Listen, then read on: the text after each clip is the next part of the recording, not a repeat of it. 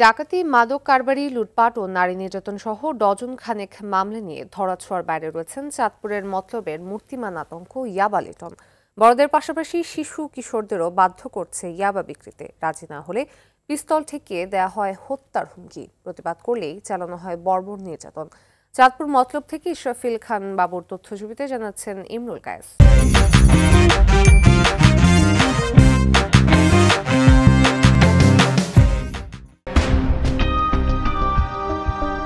বিভিন্ন সময় ইয়াবাসহ আটক হয়ে পত্রিকার শিরোনাম হয়েছেন চাঁদপুরের আলোচিত মাদক কারবারি লিটন শিকদার। তবুও থামেনি তার দৌরাত্ম্য, উল্টো বেড়েছে চুরি, ডাকাতি ও লুটপাটজনিত অপরাধ। স্থানীয়রা জানায়, চুরি, ডাকাতি ও বাড়িঘরে লুটপাট সহ সকল অপরাধের স্বর্গরাজ্য গড়ে তুলেছেন লিটন বাহিনী। মতলব উত্তরের কালীপুর, বেলতলি, হাপানিয়া সহ বেশ কিছু এলাকায় যুব সমাজকে টার্গেট করা হয় মাদক সেবনে, বাধ্য করা হয় ইয়াবা বিক্রিতে। এতে কেউ রাজি না হলেই পিস্তল ঠেকিয়ে দেয়া হয় হত্যার হুমকি।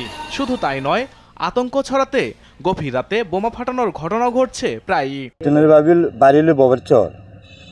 গজারিয়া থানার মতলব থানা এসা মাদক নিয়ে আসা হয়, মনে করেন সব পোলাবেনেরে এই মাদক ধরা দেয়। দেওয়ার পরে ওরা না বেসলে করে কি হয়, পিস্তল দিয়া বা এটা দিয়ে হুমকি দেয়। হুমকি দেওয়ার পরে আরেকজনের ঘরেও বেড়া রাখিয়া পিস্তল রেখে গেছে। রমজান পরে ওরা ডিল করছে আরেকজনের মারার জন্য, রিপন ব্যাপারীরে মারার জন্য সে ডিল করছে, সে ব্যাপারী করে। আর তে হলো মাদকের সম্রাট এবং তে মানুষের খুব অত্যাচার করে এবং রাত্রে আসে নদীতে আইসা মনে করেন খুব টসিং করে, অত্যাচার করে। তাদের সাথে মিল্লা মনে করেন তার লিগা নদীতে কেউ কাজ করে খাইতে না, অত্যাচার করে। বলে যে টাকা লাগবে বা মাদক বেচাইতে ফোলাবেন এবং কি নারীগুলিও টানাটানি করে, নারী ইজ্জত লিও টানাটানি করে। এলাকার ফোলাবেন যা আছে সে নষ্ট করে, অনেক কিছু মাদক সে দেয়। আর সের লেগে আমরা বাড়ি দেশে থাকতে পারি না, একটা অত্যাচার করে।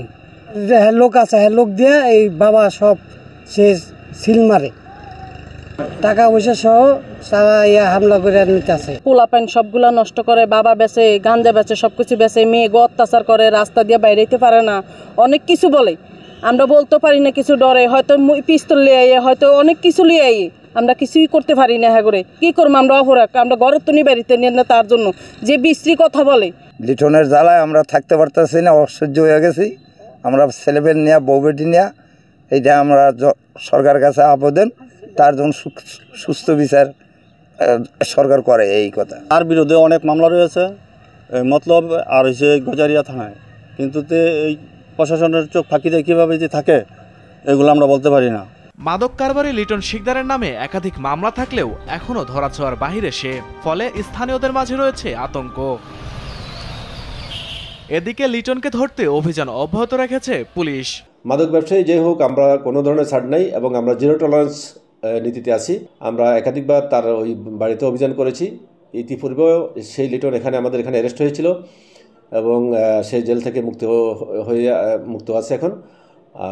যদি আমরা তাকে অ্যারেস্ট করার জন্য মাদকসহ আমরা বিভিন্ন গুপ্তচর নিয়োগ করেছি। যে কোনো টাইমে যদি আমরা তাকে এভাবে তার কোনো সন্ধান পাই, তাকে আমরা আটক করবো ইনশাল্লাহ। ইমরুল কায়েস, RTV।